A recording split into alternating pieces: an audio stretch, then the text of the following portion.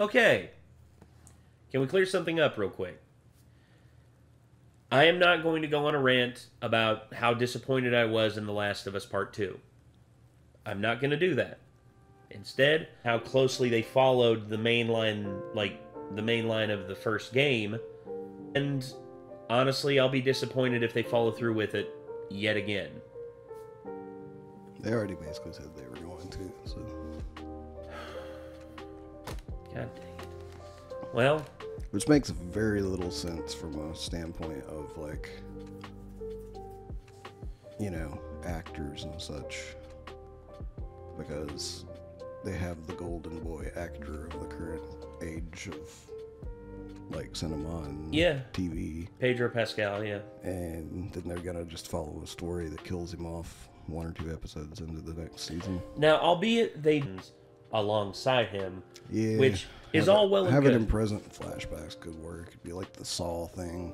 Yeah. It's how Tobin Bell's in every single freaking Saw movie, despite his character. At the end of the third one. Dude does it with the bone saw. I couldn't remember if it was the end of the second or the third. Slow ass motherfucking Jeff, as James from Dead Meat would put it. Yeah. Here's the thing about Caitlin Dever. Caitlin Dever is a tremendous young actress. She is.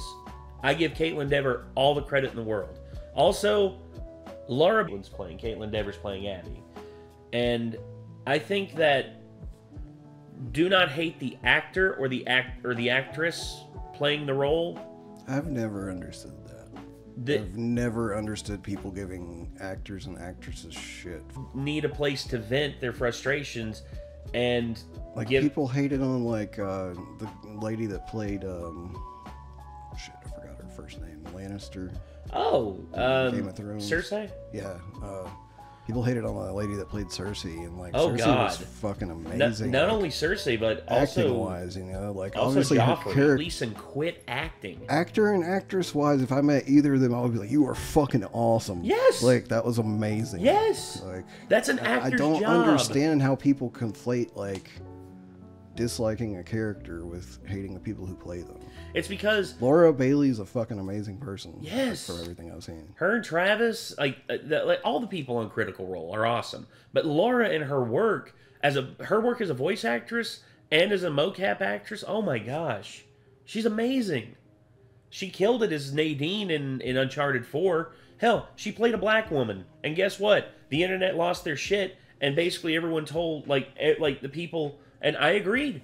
Like everyone needed to shut the fuck up. She killed it as Nadine. And here's the other thing too, is like what her role as Abby. I don't hate Laura Bailey for doing a great job and his over willingness to tokenize everything. He has to tokenize everything, you know, fillet himself every night and make himself feel like he's a contributing member of society. Dude, you're a great game designer and a great like game maker. Just enjoy that and make games that you want to make. And don't try and please everybody. You don't have to. Because that's the thing, when you go down the rabbit hole of trying to please everybody, then no one will be happy. In your pursuit to make everybody happy, you make no one happy. And that's why the second game sold so shitty. And that's why they're not going to make a third one. Literally. Like, there was talk that they were going to make a third one, given all to show you the backlash. Back when Sony was still making halfway decent decisions about things. Yeah. They quit doing that now, so there would probably be a third one. Oh, dude. It all started when I can't remember his name, but he has gone on the second in command CEO person now. Yeah, and he basically fired a lot of people that didn't agree with him and put cronies in place that are just a bunch of head-nodding yes men who are just going to agree to what he's been fired for that. The fact he hasn't been fired for that and the board from Sony hasn't let him go for that shows you that this dude's a problem. But anywho, HBO is back with season 2 of The Last of Us. Y'all who didn't see my reaction whenever I live streamed the first part of the game, and then I just played through the rest of the game later on my own because I didn't want to risk saying something or doing something that I was going to put on the internet to regret. But anyway, Last of Us Season 2, official teaser trailer. Here we go. Oh. You want to start or what? Hey, Catherine.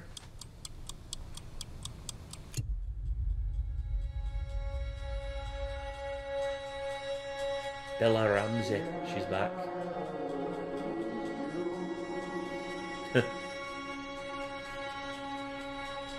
Oh, man. Let's try something different. I'm actually having a happy moment. You can't heal something unless you're brave enough to say it out loud. Oh.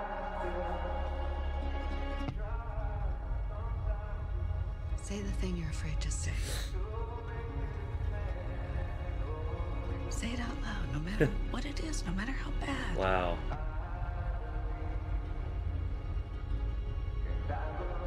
Yeah, you may want to run. What did you do?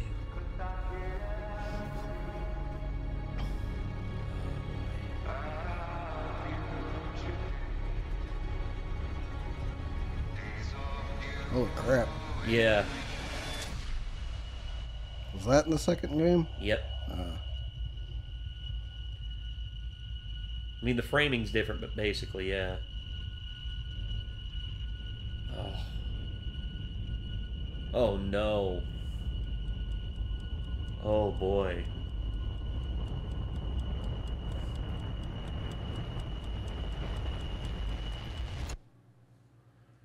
Yep.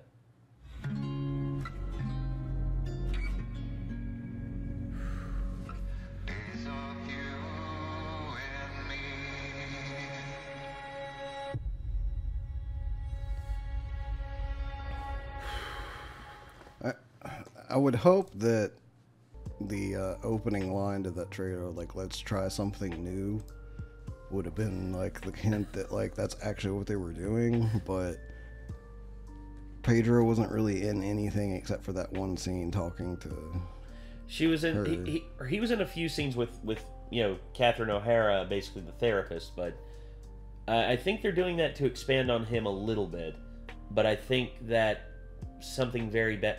Here's the thing, if I'm wrong and they do a swerve and things change, then honestly, I welcome it. Because the first season was not a one-to-one retelling of the game, and I appreciate that. Now, albeit, the biggest change was Bill. The biggest change from the first season was Bill. Because here's the thing, in the first game, Bill is basically, that's Darkest Timeline Bill. That's Bill when he literally won't budge on anything. He refuses to like give in to like suggestions, and basically what we get in the show is Brightest Timeline Bill, where he found love, he found solid, like, true solitude and true, like, happiness with somebody, and he went out on his own terms. Whereas what we got in the game was him being just left to his vices, and basically he was just going to die alone, still being this survivalist that no one would ever love. And I think I appreciate the show going in a different direction. Now, I wish we would have gotten the Bill that was in the game, because I like that character, but what we got in the show was also really good, and also Nick Offerman killed as Bill. Nick Offerman was fucking amazing as Bill. And, of course, you know, they change up certain things here, they add in a few things here and there, you know, them running into that American Indian, you know, native couple out in the wilderness and having that conversation, and basically just like little interactions like that. That stuff is all well and good. I like when they add stuff like that, because I think it fleshes it out better as a show, because in the game you can go around and you can explore stuff and you can get lore stuff, you know, and like enrich yourself in the world by exploring. But you can't do that in a show, and you have to come up with new ways to enrich people's experience in the world through the show. Like, my mom loved this show. When I told her about the video game, she's like, "This was a game?" And I was like, "Yeah, it was a great game. One of the best games ever." And she's like, I love this show. And I was like, well, if you wanna sit by and watch me play the game, yeah, it's a little bit of a different experience, but I think you'd like it all the same. Yeah, wait until all the people who just like the show and never played the games finds out. Well, that's the other thing too. I'm worried about that second wave of hate that's gonna come from this. Because here's the thing, it's a lot like the Red Wedding. Because here's the thing, when you watch the reaction videos to like the Red Wedding and what happened at the Red Wedding in Game of Thrones, you can tell who read the books and you can tell who'd never seen it before. Because that's the thing. When I saw the Red Wedding, I was shocked. I was blown away. But then I spoke to someone that I knew that had read the Red Wedding already, read past that part, and they were like, "Oh yeah, that sucked." I was like, "How are you not upset about this?" Like, bro, I was upset about it 3 years ago. Get off me. I was like, okay, fine. It's kind of like everybody being really upset in The Walking Dead whenever Negan was introduced. Oh, yeah. That I'm just like, I was standing there watching when my sister was watching that scene, and she was like, "Oh my god!" And I'm just like, I'm glad they at least kept that the same. Like, it's like, oh, and they killed off a character that's not in the book. I guess that's cool too. Yeah. Well, yeah. Well, once again, but I was thinking, and I also laughed out loud, like whenever the cliffhanger came up at the end of the previous season, where they cliffhangered like right before it actually showed who he was gonna kill. Yeah. Like, I laughed, and my sister was like, "What's the matter with you?" And I'm like, that's just freaking funny to me, because I see exactly how people keep people addicted to watching these shows. Yes. Even though it's not as good as the source material. Agreed. It's because of that. Because now you're going to have to come back next time, because you got to know who he's going to kill, you know? Well, and I was like, I already know who he's going to kill unless they change it. And then when I saw they didn't change it, I was like, well, at least they kept some things. Actually, you know the funny thing about it? They actually shot like 4 different death scenes. Oh, really? Oh, yeah. They did the originals, the original ones. But they also did one where they killed Maggie. And then they also did another one where they killed Daryl. And when I saw the Daryl one, I'm like, oh god, please don't let that be the one that they released. Please, they should have leaked those before it came out. Well, that's the thing. The Maggie one did get leaked. Oh, it did? The Maggie one did get leaked, and people were fucking pissed. It's like, how could you kill a pregnant woman, you assholes? It's like, it's a show, dude. Get over it. It's also a horror show. Yeah. Well, it's supposed to be. It turned into a stupid drama show. Ugh. But here's the thing with this is like the games. I'll say this: the first game in my mind is one of the best master classes of storytelling in video games ever. I give that easily like a 10 out of 10 in my book. It's one of my favorite games ever. The first season of the show, I will give 8.5, 9 out of 10. It is a compared to what video game adaptations I'm used to, this was a breath of fresh air. This was one of the best adaptations to a game I've ever seen. And they did it right. Because they got Craig Mazin on this, and Craig Mazin's a great filmmaker. And they also got Neil Druckmann involved, and it's his world, and he knows the characters, and he knows everything. So, overall, I thought it was really good. I thought it was like 8.5, 9 out of 10. Like, I still think it could have been even better to an extent. I agree. Because they kept a decent amount of the horror parts, especially early on and stuff, you know. Yeah. But I mean, the original Last of Us game is technically a drama as well. Mm-hmm. But it's a horror drama for sure. Oh, like, definitely. There's still enough like fighting with the zombies and like having to hide from clickers and fighting the big exploding guys and shit like that. Like, that it definitely keeps its intensity like through the drama as well. And the show kind of lost it towards the last several episodes. Like, yeah, I felt that. There was still a little bit of tension with like other people, but they kind of lost the horror aspect of it. As more of just a thriller with the tension at that point.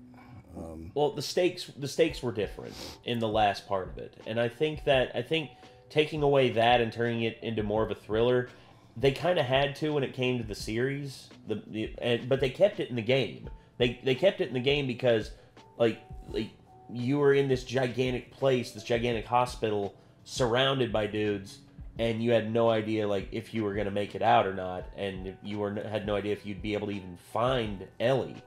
And then, Which I did like the way they shot all that for that last sequence. oh yeah, That was pretty good.